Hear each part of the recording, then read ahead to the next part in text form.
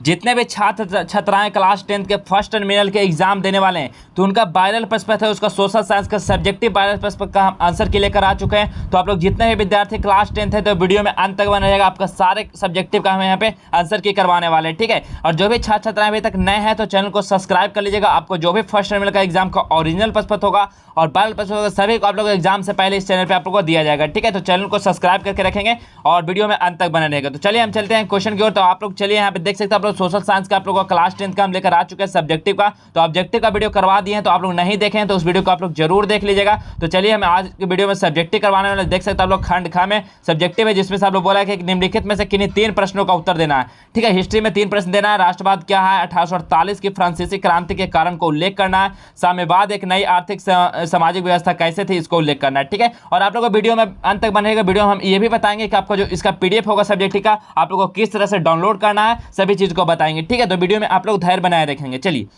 Next प्रश्न क्या है, तो देखिए आप लोग 5 प्रश्न है, 3 ही को बनाना है। नेक्स्ट में दिया गया है कि किन्हीं एक प्रश्न का उत्तर देना हो, जैसे कि इटली के एकीकरण और मेजनी गरिबाल्डी के योगदानों का उल्लेख करना है, यूरोपीय समाजवादियों के विचारों को वर्णन करें। किन्हीं एक ही प्रश्न का उत्तर देना है। नेक्स्ट है कि किन्हीं 3 प्रश्नों का उत्तर देना है। इसमें भी देख सकते हो आप लोग ज्योग्राफी में 3 प्रश्नों का उत्तर देना है कि संसाधन किसे कहते हैं, प्रकृति संसाधनों का संरक्षण क्यों आवश्यक है, फसल चक्रण मृदा संरक्षण से किस प्रकार सहायक है, स्थानबद्ध मिट्टी और बाहित मिट्टी का क्या अंतर है, नदी घाटी परियोजना का मुख्य उद्देश्य क्या है। इसमें से मात्र 3 ही प्रश्न को आप लोग को उत्तर देना है। अगला है इसी का ज्योग्राफी का ही लॉन्ग क्वेश्चन कि किन्हीं एक प्रश्न का उत्तर देना है कि मृदा निर्माण के लिए प्रमुख घटकों के नाम लिखे तथा उसकी निर्माण प्रक्रिया एवं संरचना का वर्णन करें, ठीक है। किसी एक ही प्रश्न का इसमें उत्तर देना है। अगला आप लोग देख सकते हैं यहाँ पे किन्हीं 2 प्रश्नों का उत्तर देना है कि विविधता में एकता का क्या अर्थ है, लैंगिक असमानता क्या है, धर्मनिरपेक्ष राज्य से आप क्या समझते हैं, सामाजिक विभेदों का तालमेल किस प्रकार से स्थापित किया गया। किन्हीं 2 प्रश्नों का इसमें से उत्तर देना है, ठीक है। नेक्स्ट क्या है, इसमें से किन्हीं एक प्रश्न का उत्तर देना है इसमें से कि महिला आरक्षण विधेयक क्या है, या स्वतंत्र भारत नारियों की स्थिति में सुधार लाने के लिए सरकार द्वारा कौन कौन से उपाय किए गए। किन्हीं एक ही प्रश्न का इसमें से उत्तर देना है, ठीक है विद्यार्थी। अगला इसमें से किन्हीं 2 प्रश्नों का उत्तर देना है, समाजवादी अर्थव्यवस्था से आप क्या समझते हैं, इकोनॉमिक्स का क्वेश्चन है। सार्वजनिक क्षेत्र क्या है, इसमें से 2 ही प्रश्न का उत्तर देना है। और इसका लॉन्ग क्वेश्चन में किन्हीं एक ही प्रश्न का उत्तर देना है, जैसे कि आर्थिक विकास क्या है और आर्थिक विकास एवं आर्थिक वृद्धि में अंतर बताना है, ठीक है। नेक्स्ट देख सकते हैं आप लोग का क्या है, यहाँ पे आप लोग को दिया गया यहाँ पे भूस्खलन से बचाव के कोई 3 उपाय बताएं, या सूखे के समय मृदा की नमी से कैसे बचाएंगे, या सुनामी के विनाशकारी प्रभाव से बचने के उपाय का वर्णन करें। किन्हीं 2 ही प्रश्न का इसमें उत्तर देना आपदा प्रबंधन में, ठीक है। तो चलिए हम यहाँ पे अब आंसर की ओर लेकर आ चुके हैं सब्जेक्टिव का आंसर के। तो आप लोग इसका पीडीएफ पाना चाहते हैं तो वीडियो में बने रहिएगा, आप लोग को बताएंगे कि इसका पीडीएफ किस तरह से डाउनलोड करना है, ठीक है। तो देख सकते हैं पहला प्रश्न जो था राष्ट्रवाद क्या है उसका यहाँ पे आंसर लिखा गया, उत्तर के साथ दिया गया। तो सभी विद्यार्थी लोग इसको अपने कॉपी में नोट कर लेंगे। आपका सब्जेक्टिव प्रश्न में इसी तरह का आपका प्रश्न रहेगा। तो उत्तर में लिखना है राष्ट्रवाद क्या है, तो जो विचारधारा किसी भी राष्ट्र के सदस्यों में एक साझा पहचान को बढ़ावा देती है उसे राष्ट्रवाद कहते हैं। राष्ट्रवाद की भावनाओं को जड़ें जमाने के लिए कई प्रतीकों का सहारा लिया जाता है, जैसे राष्ट्रीय ध्वज,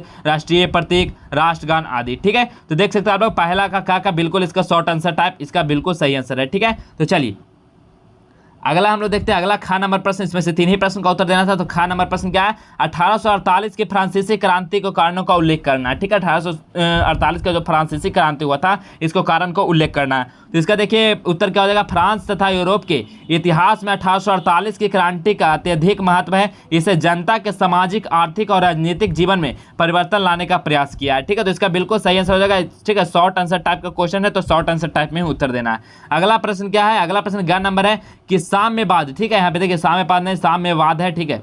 साम्यवाद का नई आर्थिक और सामाजिक व्यवस्था कैसी थी, इसका उत्तर क्या हो जाएगा, इस प्रकार एक वर्ग विहीन और शोषण मुक्त सामाजिक आर्थिक व्यवस्था की स्थापना हुई। इस प्रकार हम कह सकते हैं कि रूसी क्रांति के बाद एक नई आर्थिक और सामाजिक व्यवस्था थी, ठीक है। तो इसका शॉर्ट आंसर है। तो आप लोग 3 ही प्रश्न का उत्तर दें तो 3 ही बिल्कुल दे सकते हैं। यहाँ पे चौथा प्रश्न भी हम आप लोगों को दे दिए कि आप लोग चारों प्रश्न का उत्तर लिख लेंगे। अगर आप लोग को क्वेश्चन में 3 ही देना है लेकिन आप लोग याद न रहे तो आप लोग चारों यहाँ पे लिख लीजिए। खूनी रविवार से आप क्या समझते हैं, तो खूनी रविवार 22 जनवरी 1905 के रूस के जार सेना के शांतिपूर्ण मजदूरों द्वारा उनके बीवी बच्चों के एक जुलूस पर गोलियां बरसाई, जिसके कारण हजारों लोगों की जान गई। इस दिन चूंकि रविवार था इसलिए इन्हें खूनी रविवार के नाम से जाना जाता है, ठीक है। चलिए अब अगला दूसरा नंबर प्रश्न आप लोग को 3 उत्तर देना है।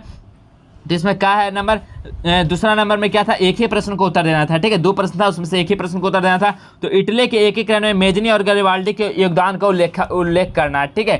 कि इटली के एकीकरण में जो मेजनी और गरिबाल्डी का क्या योगदान था। तो उत्तर में क्या लिखना है कि उग्र राष्ट्रवादी विचारों के कारण मेजनी को निर्वासित होकर इंग्लैंड जाना पड़ा। वहां से अपनी रचनाओं द्वारा इटली के स्वाधीनता संग्राम को प्रेरित करता रहा। इटली के एकीकरण में उसे पैगंबर कहा गया। गरिबाल्डी को इटली को तलवार कहा जाता है। ठीक है, इतना आप लोग लिख लेंगे। चलिए तीसरा में आप लोग देखेंगे कि 3 प्रश्नों का उत्तर देना था। तो संसाधन किसे कहते हैं? तो संसाधन किसे कहते हैं डियर? तो संसाधन एक ऐसी चीज होती है जिसका उपयोग कोई भी व्यक्ति अपने लाभ के लिए करता है। ऐसी से सभी वस्तुएं जिसका उपयोग मनुष्य अपनी आवश्यकताओं को पूर्ति के लिए करता है संसाधन कहलाता है। पर्यावरण में उपलब्ध सभी चीजों जो भी मनुष्य के लिए उपयोगी है वह एक संसाधन है, जैसे वायु, जल, भूमि इत्यादि, ये सभी क्या है? संसाधन है। नेक्स्ट प्रश्न है प्राकृतिक संसाधनों का संरक्षण क्यों जरूरी है? ठीक है, प्राकृतिक संसाधनों का संरक्षण क्यों जरूरी है? यहाँ पर उत्तर लिखा गया कि प्राकृतिक संसाधनों को बचाना आवश्यक है ताकि उनका अधिक समय तक उपयोग किया जा सके। प्राकृतिक संसाधनों के संरक्षण की आवश्यकता पर बार बार बल दिया गया है। यदि हम इस दर से प्राकृतिक संसाधनों का उपयोग जारी रखते हैं तो हम पर्यावरण में असंतुलन पैदा करेंगे और संसाधनों के बिना विकास का संभव नहीं है। ठीक है, तो ये देखिए आप लोग दूसरा प्रश्न हो गया। तीसरा प्रश्न क्या हो जाएगा? तीसरा प्रश्न क्या हो जाएगा? फसल चक्रण मृदा संरक्षण से किस प्रकार सहायक है? बताइए, फसल चक्रण मृदा संरक्षण से किस प्रकार सहायक है? तो इसका आंसर आप लोग कैसे करेंगे? तो फसल चक्रण द्वारा मृदा के पोषण स्तर को बरकरार रखा जा सकता है। गेहूं, चावल, मक्का, आलू आदि के लगातार उगाने से मृदा को पोषक तत्व में कमी हो जाती है। इसे तिलहन एवं दलहन खेती से पुनः प्राप्त किया जा सकता है। ठीक है, तो ये देखिए आप लोग का 3 प्रश्नों का ज्योग्राफी में उत्तर देना था, तो बिल्कुल यहाँ पे उत्तर दिया गया, तो सभी को आप लोग को छाप देना है। चलिए चौथा नंबर में क्या था कि आप लोग का 1 प्रश्नों का उत्तर देना था ज्योग्राफी के लॉन्ग टाइप क्वेश्चन में। तो क्वेश्चन क्या है कि मृदा निर्माण के प्रमुख घटकों के नाम लिखें तथा उनके निर्माण प्रक्रिया एवं संरचना का वर्णन करें। तो क्या हो जाएगा? मृदा निर्माण के कारक मृदा निर्माण को नियंत्रित करने वाले 5 कारकों के मूल, शैल, उच्चावच, समय, जलवायु तथा जैविक तत्व शामिल हैं। पहले 3 कारकों को निष्क्रिय कारक तथा अंतिम 2 कारकों को क्रियाशील कारक कहते हैं। आधारित शैल तथा जलवायु मृदा निर्माण के 2 महत्वपूर्ण कारक हैं क्योंकि ये अन्य कारकों को प्रभावित करते हैं। ठीक है, तो आप लोग को इतना एग्जाम में लिख कर आना है। चलिए 5वां नंबर प्रश्न में देखेंगे तो इसमें 3 प्रश्नों का उत्तर देना था। तो क्या है कि पहला प्रश्न है विविधता को एकता का क्या अर्थ है? ठीक है, विविधता में एकता का क्या अर्थ है? तो विविधता में एकता का अर्थ है कि विभिन्न असमानताओं को बावजूद भी अखंडता का अस्तित्व विविधता में एकता की एक इस अवधारणा के लिए भारत का एक बेहतर उदाहरण है। ठीक है, चलिए अगला प्रश्न है लैंगिक असमानता क्या है? ठीक है, लैंगिक असमानता क्या है इसको आप लोगों को लिखना है। तो लैंगिक असमानता क्या है?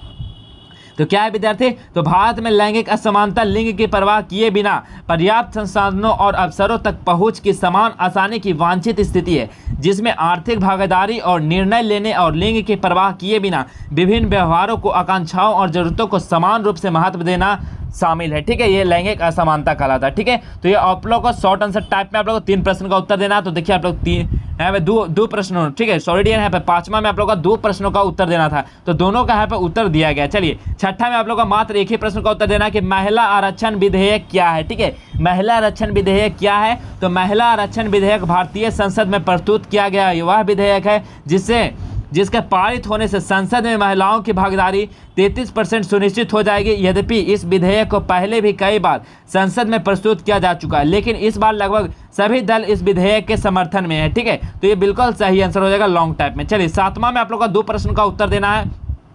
तो 7वां का प्रश्न का क्या है? समाजवादी अर्थव्यवस्था से आप क्या समझते हैं? इकोनॉमिक्स का क्वेश्चन है डियर कि समाजवादी अर्थव्यवस्था से आप क्या समझते हैं? तो समाजवादी अर्थव्यवस्था आर्थिक प्रणाली जिसमें उत्पत्ति के संसाधनों पर सरकार या समाज का अधिपत्य होता है। इस अर्थव्यवस्था में जन कल्याण को भावना से कार्य किया जाता है। समाजवादी अर्थव्यवस्था या केंद्रीयकृत अर्थव्यवस्था रूस, चीन जैसे देशों इस प्रणाली में अपनाया है। ठीक है, अगला प्रश्न है सार्वजनिक क्षेत्र क्या है? ठीक है, सार्वजनिक क्षेत्र क्या है? तो सार्वजनिक क्षेत्र में जो संगठन होते हैं उनके स्वामी सरकार होती है और सरकार की उनका प्रबंध करती है। इन संगठनों को स्वामित्व पूर्ण रूप से अथवा आंशिक रूप से राज्य सरकार अथवा केंद्रीय सरकार से पास होता है, उसको हम लोग सार्वजनिक क्षेत्र कहा जाता है। ठीक है, चलिए 8वां नंबर प्रश्न का आप लोगों का एक ही उत्तर देना है जो लॉन्ग टाइप प्रश्न है। बिहार के आर्थिक विकास की स्थिति की विवेचना करना है। तो निम्न आर्थिक विकास दर क्या है? भारत में आर्थिक विकास दर लगभग 8 से 9% आंकड़ा गया है, जबकि बिहार राज्य का आर्थिक विकास दर लगभग 4.5% आंकड़ा गया है। विगत कुछ वर्षों में बिहार की आर्थिक विकास दर में तेजी से सुधार हुआ है तथा यह राष्ट्रीय स्तर से भी अधिक हो गया है, फिर भी गरीबी का यहाँ पे दुर्चक्र बना है। ठीक है, तो 8 का खा का बिल्कुल इसका सही आंसर हो जाएगा। चलिए अब यहाँ पे चलिए अब आगे हम लोग आपदा प्रबंधन में आप लोग का क्या था कि उत्तर देना है तो यहाँ पे क्या है, भूस्खलन से बचाव से 3 उपाय आप लोग को बताना है। ठीक है, भूस्खलन से बचाव के 3 उपाय कौन कौन है? तो भूस्खलन से बचाव से 3 उपाय इस प्रकार है। पहला कि भूस्खलन वाले स्थानों पर आवास निर्माण नहीं करना चाहिए। ठीक है, आप लोग जहाँ भूस्खलन वाला स्थल है वहाँ पे आप लोग का घर नहीं बनाना चाहिए। नेक्स्ट है भूमि को खिसकने से बचाने के लिए प्रतिधारी दीवार का निर्माण करना चाहिए, यानी कि आप लोग भूमि को खिसकने के लिए आप लोग क्या करना चाहिए, प्रतिधारी यानी आप लोग पिलर दीवार आप लोग का निर्माण करना चाहिए। नेक्स्ट है नालों को कूड़ों पत्तों प्लास्टिक की थैलियों मलबा आदि के लिए जांचते रहें। ठीक है, आप लोग नालों को जो कूड़े पत्ते प्लास्टिक की थैलियां मलबा आदि के लिए आप लोग को जांचते रहना चाहिए। ठीक है, तो ये देखिए आप लोगों का भूस्खलन से बचाव के 3 उपाय इस प्रकार थे। ठीक है, तो यहाँ पे देखिए सारे सब्जेक्ट का यहाँ पे आंसर की दिया गया। चलिए अब आप लोग बता देते कि इसका पीडीएफ जो है ना वो किस तरह से आप लोग डाउनलोड कर पाएंगे बिल्कुल आसानी से। तो आप लोग देखिए पीडीएफ डाउनलोड करने के लिए क्या करेंगे, तो आप लोगों के पास होगा तो गूगल में आप लोग को सर्च करना है जस्टेबल एजुकेशन। ठीक है, इस तरह से आप लोग जस्टेबल एजुकेशन को लिखना है और सर्च कर देना है। सर्च करने के बाद यहाँ पे ऊपर में वेबसाइट आ जाएगा justabelucation.com। ठीक है, इस पे सभी विद्यार्थी लोग क्या करेंगे, क्लिक कर लेंगे।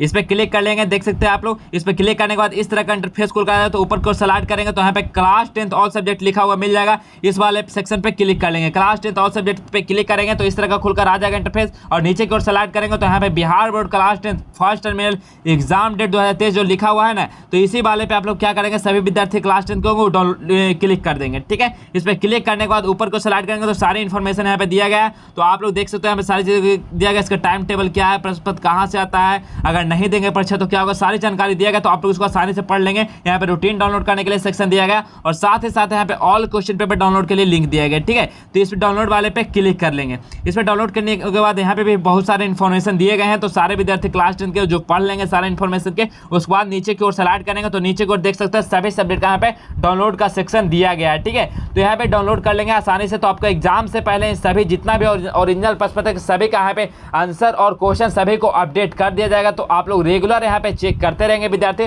सभी चीजों को आप लोग यहाँ पे कंटेंट आप लोग को दिया जाएगा एग्जाम से पहले ही। ठीक है, तो आप लोग को बस एग्जाम में जाना है और धुआं मचा के आना है, बिल्कुल छाप देना। आपको जो ओरिजिनल प्रश्न पत्र होगा वही आप लोग को यहाँ पे देने वाले हैं। ठीक है, तो आप लोग अगर वीडियो अच्छा लगे तो वीडियो को लाइक कर दिएगा, और जितने भी आप लोग का विद्यार्थी हैं, आप लोग का दोस्तगण है, मित्रगण है, सभी के पास इस वीडियो को आप लोग शेयर कर दीजिएगा ताकि सभी विद्यार्थी के पास इस वीडियो पहुंच सके। ठीक है, तो चलिए आज के वीडियो में बस हम इतना ही रहने देते हैं। मिलेंगे फिर एक नए और नेक्स्ट वीडियो में, तब तक के लिए जय हिंद।